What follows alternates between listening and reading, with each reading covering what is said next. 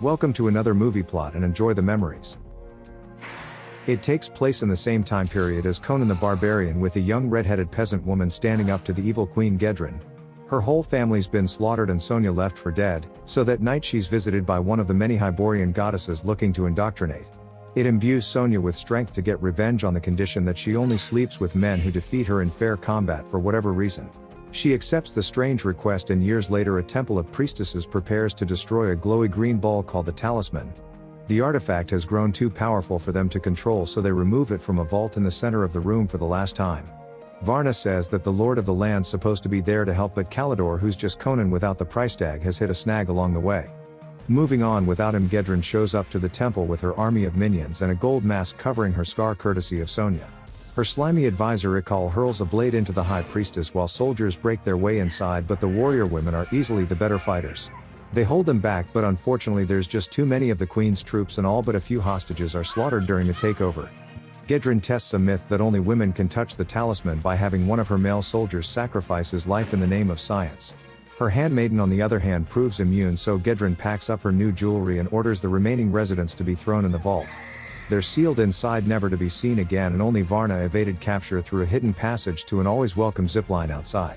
She gets shot in the back mid-slide but has the hand strength of a spider monkey and still makes it to the arms of the mighty Lord Kalidor. The dying Varna begs him to find her sister Sonja to finish destroying the talisman, so he travels to the arena where she's training. A swordsmaster gets outclassed in front of his friends by the fiery barbarian, having spent years of her life training under their wise old mentor. They just so happen to have taught her everything they know besides hugging, so she's ready to move on after first receiving a sword as a gift. It's nothing special, just something she picks up at random from the armory when Kalidor rides in on his horse to inform Sonja that her sister's dying. She departs with the complete stranger, trusting every word he says, but luckily he speaks the truth because they reach Varna just in time. Pleading with her sister to destroy the talisman and pulling a few goofy faces, Varna quickly succumbs to her back arrow. A tearful Sonja asks Kalidor what he wants in exchange for helping, but he's not in it for the money, and if he ever wants something then he just takes it.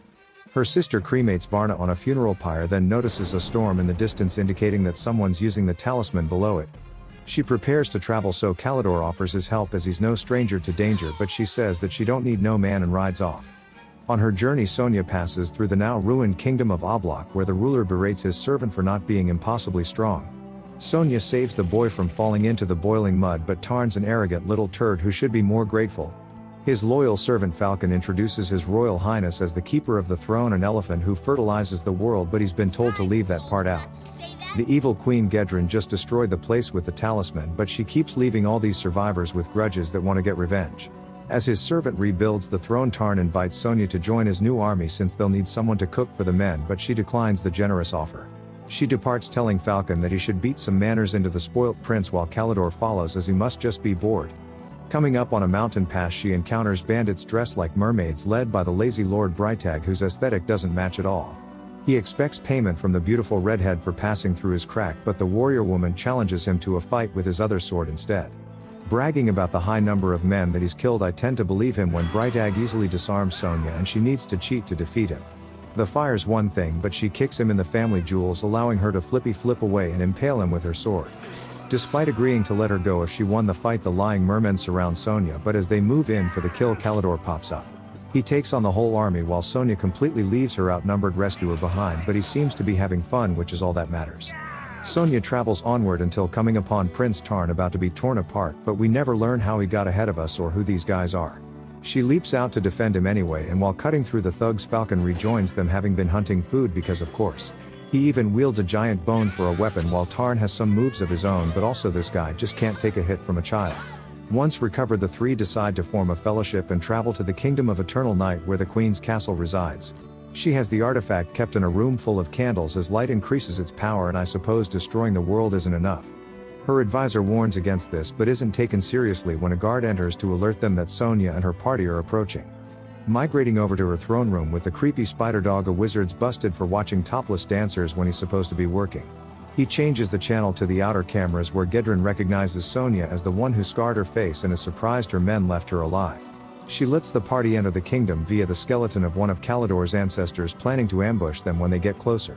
Sonja is finally about to give this little brat some parenting, but Falkon prevents it, only out of his obligation to the fresh prince. That night Sonja hears a noise and goes to check it out only to find Tarn practicing with a sword, but he's still got a long way to go. He seemingly shows a moment of humility when he asks for lessons, but it's just the little creep's way of getting Red to press up on his back. Meanwhile, Gedren orders Ikol to conjure up another storm with the artifact, and it forces the party to take shelter in a cave.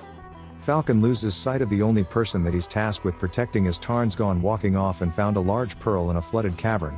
He orders his servant to take it from a statue's mouth, but the evil queen sends a sea serpent called the Ikol killing machine to attack them. The moist machine looks menacing until you realize that they can just avoid it by clinging to the walls and not just falling in like Tarn does. Sonja jumps in and battles the monster to save the prince, but is unable to find a way to defeat it, so retreats back to her safe space. Kalidor wanders into the movie again and dives in to begin wrestling with the thrashing serpent like he's done this kind of thing before. Sonja can't just sit this fight out and jumps in again to help the stranger by stabbing out the giant worm's eyeballs. It allows them to escape the pool unharmed, and Sonja accepts Kalidor into their little fellowship that grows no bigger from here. He says that as lord of the land it's his duty to see the artifact destroyed, but then also has the more obvious reason for following the pretty lady. She warns him that she's unable to lie with anyone unless he can defeat her in a sword fight, so Kalidor jumps her while she sleeps. He challenges her to a duel in which Tarn tries to help, but his little fists do no more damage to Kalidor than a thrown grape. Returning to the duel, both of the warriors go at it all night until the sun rises, with neither of them able to defeat the other. The couple call it a draw, but now are also too tired and wasted too much time to get with the hanky-panky.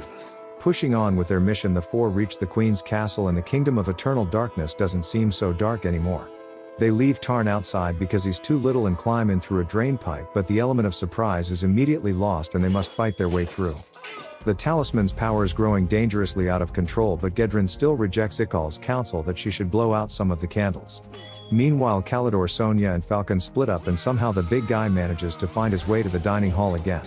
While holding off a group of hungry soldiers, Kalidor shows up to help, and we have a pretty long fight scene while Sonja takes the day off. Tarn's shown having his own fight when he catches the coward Ikol trying to flee with a sack of gold, as he clearly has no more belief in the queen. The kid has more skills than the useless assistant, so he attempts to flee but trips under the rolling stone gate and is crushed like a tube of toothpaste. Tarn then goes searching the halls for the rest of his group, but gets tricked into the throne room by the handmaiden and captured by Gedren. Sonja shows back up, pulling all kinds of faces and slowly lurching forward to challenge the queen to a duel to avenge her parents. The talisman begins to break apart the castle as Gedren accepts the challenge and removes her scar-covering mask, all dramatic-like. Her facial scar then disappears for the majority of the fight as Sonja easily outclasses Gedren, so she begins to use her wizard to cheat. Teleporting around the room while avoiding all of the attacks, the queen returns to her throne and the magic user focuses his spells on Sonja. Slicing at her at range like a voodoo doll, Sonja decides that she'll just kill the wizard, who should have studied some defensive spells. Without her partner to save her, the queen flees to the room of light, but Sonja barely makes it inside before the gate can close. The two do battle as the rest of the team meet up outside but are unable to get into the room, so just stand there and watch. Eventually, Kalidor and Falkon use all of their combined strength to lift the gate just high enough for Tarn to help the red woman with her fight. Suddenly the ground opens up, sending all three inside, flying around the room and trapping the little guy under some rubble. Once they recover, the ladies go at it again, but Sonja backs Gedren up with her swings all the way to the chasm that opened up. She then shatters the evil queen's sword and impales her in the heart before sending Gedren plummeting into the lava beneath the castle. Sonja then throws the talisman into the lava, destroying it and adding to a chain reaction that leads to the castle's destruction. Grabbing short run as she passes, they slide under the gate, which I guess only needed Kalidor holding open after all. He ushers their way out of the castle, removing large obstacles and substituting himself for a broken pillar when needed. Only the front gate is he unable to move, so the prince fits inside the gatehouse to unlock it, and they presumably step over Ikol's flattened corpse. The Fellowship barely manages to survive as the castle's consumed by lava and even sprouts a volcano from its center like a cherry on top. The final scene shows Tarn and Falkon inviting the warriors back to their kingdom, but they've got some unfinished business. Instead of nearly killing themselves again this time, Sonja and Kalidor just take one swing and then lean in for a kiss. And the movie ends.